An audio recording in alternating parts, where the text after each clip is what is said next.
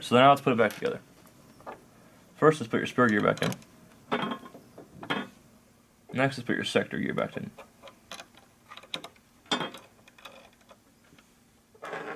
Next, let's put the anti-reversal latch in.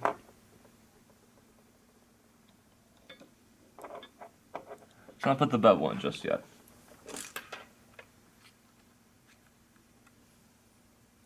Now let's put the whole upper assembly in, minus the spring and spring guide. I like to put all this in at once because it's very simple. I just put the spring in right here, and I kind of slide it over on top.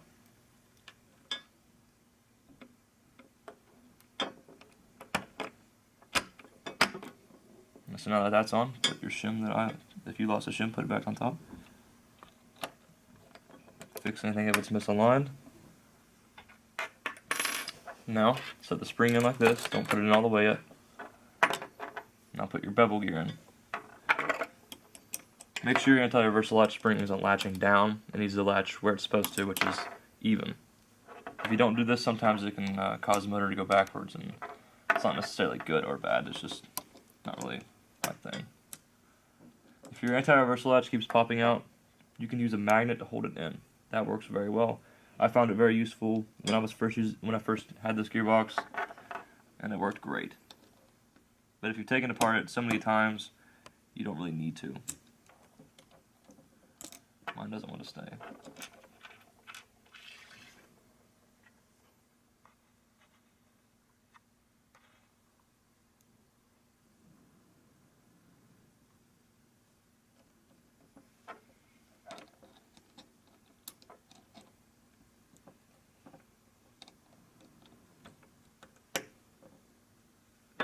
Alright, next, now that your anti-reversal latch is in, or now that mine is in, push your spring in slowly.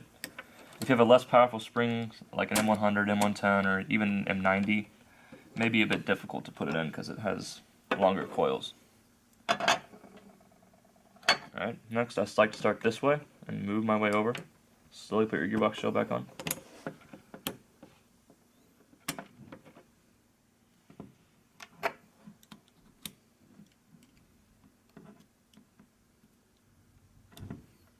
Sometimes it can be a bit difficult and you may need to restart. No shame in that, just don't try to force anything in. Don't want to break anything. Alright, now that that's back together, let's put this on top right here. Like that. Next, take your trigger system, put it on like that. You want these two dots facing upwards, or else you may not have any sort of trigger control. Alright.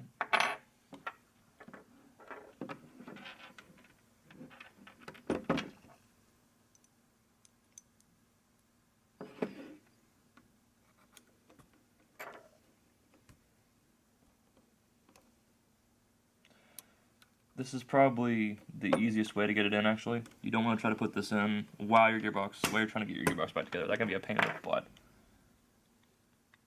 It's easier to do it like this, after it's put together. That may sound different and weird and contrary to what you may be doing on a version 2, but it's way easier on version 3 in my opinion. Alright, next, let's screw all the screws back on. First, let's put this top plate back on. Alright, let's put the motor on first. Put it on like that, just slide it in. Make sure this back part of here with the metal, where kind of like the spine, is facing backwards. If it's facing this way, like that, your screws may not get in, and that's probably really bad for your bevel gear. They're not meshing right anymore, and it won't fit into your handguard anymore. So it goes in this way. Now, take your screws for your motor and put them in.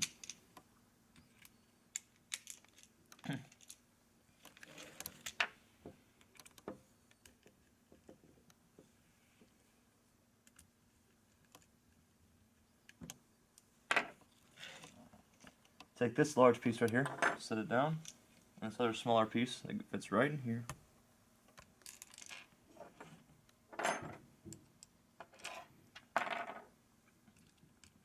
Set it down to where this little spike right here is facing this way. It's kind of like a guide for the small spring that fits onto it. Next, just set the small spring right down like that. Take this little groove right here where the spring fits into, and slide it in. Should fit in just as simple as that. Next, take this very tiny screw and set it in and screw it in. Then take the screw that fits into the right here with your star bit screwdriver. Put it in. Same thing for the other two right here.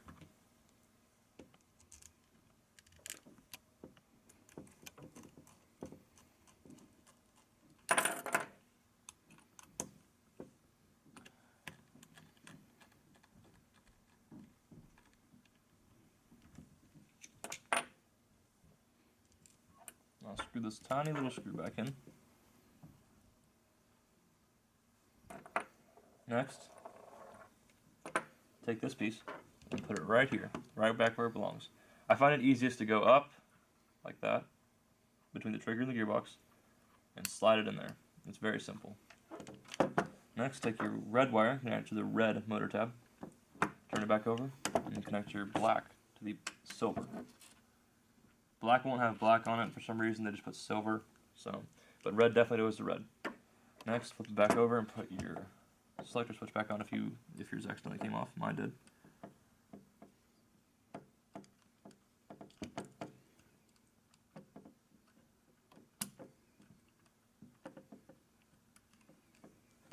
Alright, now let's turn it back over.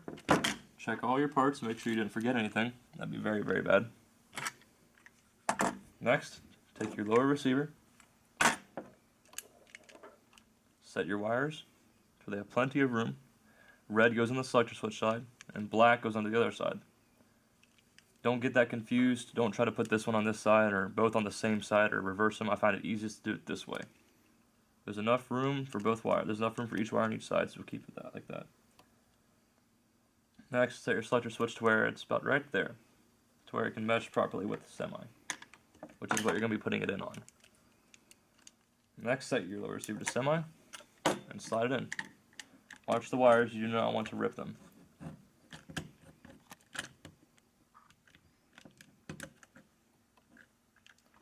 Guide the selector switches above any wires, and watch the black wire. It should fit in just like that. Check each side, hold the gearbox and try to turn the selector switches. If they turn just fine, then you're successful. Alright, next take the small pin here that fits in between, right above the trigger, and set it in.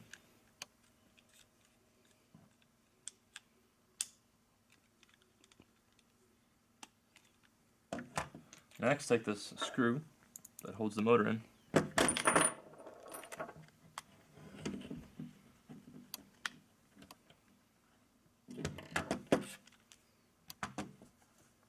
Alright, now that your gearbox is reassembled and put back into the lower receiver, let's put it back into the gun and put the gun back together. Take this part of the gun, put it in just like that, and slide it in. Simple as that. Next, fold the stock in, put this right in here, the one with the Allen key slot, and screw it in.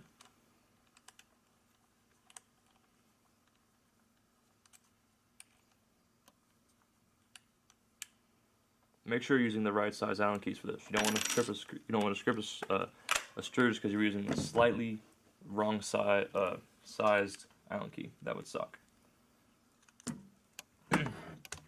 Next, take the outer barrel assembly and push it back in.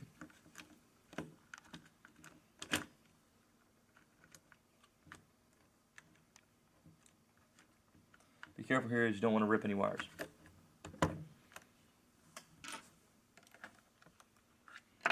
Now connect black to black and red to red. Alright, now put the wires on the right side of the hop-up. The left side has the charging handle there, and you may mess up the charging handle. It may not be able to pull back all the way, and if on the left side, it may mess up your adjustment of the hop-up. So now that they're on the left, take your mag well and slide it in. Oopsies, caught a wire there.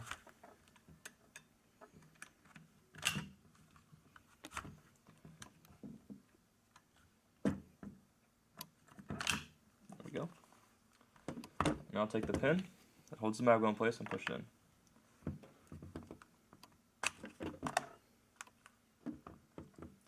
Now, take the screws that hold the outer barrel place in.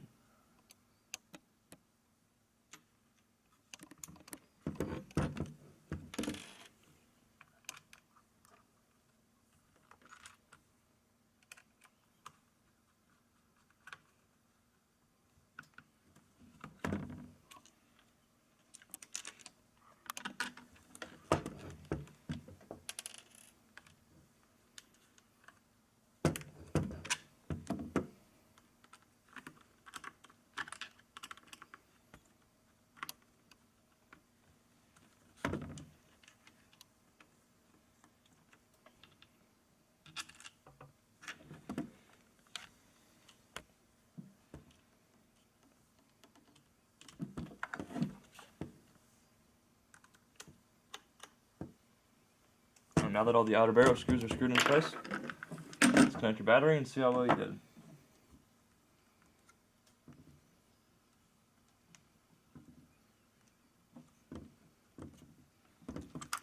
If your gun's functioning, congratulations, you are complete.